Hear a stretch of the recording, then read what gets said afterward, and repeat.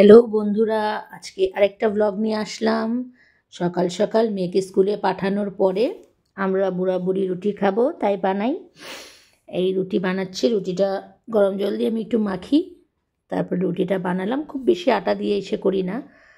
তারপরে রুটিটা ভেজে, আজকে শুকনা রুটি, ম্যাক্সিমাম টাইম আমরা শুকনা রুটিটাই খাই, তাওয়া রুটি যেটাকে বলে। কারণ তোমরা শুকনো রুটিটা আমাদের শরীরের জন্য ভালো। আর কত আমরা তেল তো খাইতেই থাকি, এটার সাথে খাই ওইটার সাথে খাই, এই জন্য রুটিটা তেল ছাড়াই বানাই। আর এদিকে তোমাদের চা বসাই দিছি।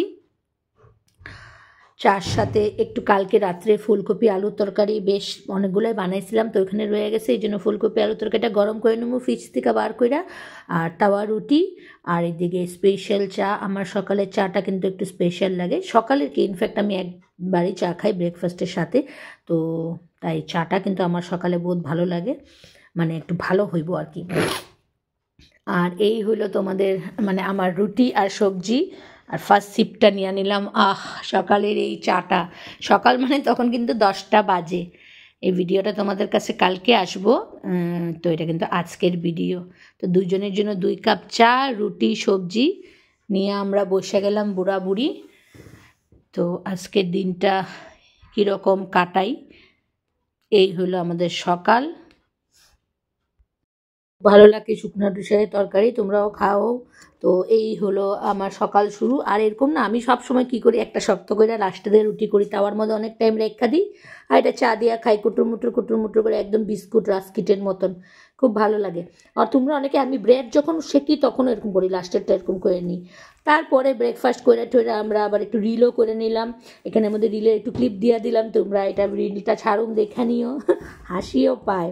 তারপরে না একটা বাসনালা আসলো, তারপর বাসনালার থেকে বাসন বাসনালা কবে থেকে বাসন রাখবো তো রেখে দিলাম। অনেক কাপড় দিয়ে, 15 কাপড় আর 10 কাপড় টোটাল ছিল, এই 5টা কাপড়ের কাপড়ের টাল। এটা কয়টা কাপড় জানি দিছো? এইটা 12টা স্টিলেরটা।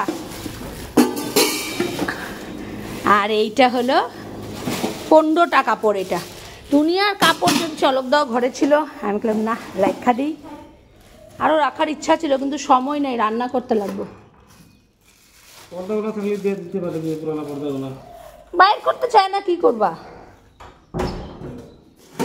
শাড়ি আমার কত আসছে, শাড়ি অনেক আছে, বাইর করে দিচ্ছে না, মানুষকে দিয়ে দেবো, মানুষকে তো দিবই। আর এগুলো একটু একটু ফাটা, তাই নিব না। আমি কইছিলাম আরে ও আছে একবারে হয়ে যায় না। মোবাইল ফোবাইল অনেক আছে, এগুলো এখন দেখবো না, মালিক ঘরে থাকলে বহুত ডিস্টার্ব।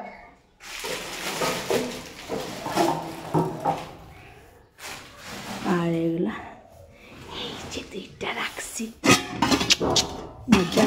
আমার তো বহুত হ্যাপি, এটা বহুত হ্যাপি কেন বলো তো, এটার কোয়ালিটিটা ভালো, ভালো ইন দ্য সেন্স এজগুলো একটু ধার না, আরেকটা আছে ওইটা এজগুলো একদম রাখলাম। চলো তোমাদের দাদা ভাইয়ের সাথে একটু মজা করি, দেখি ওর কিরকম রাগ করে, দেখো শুনছো।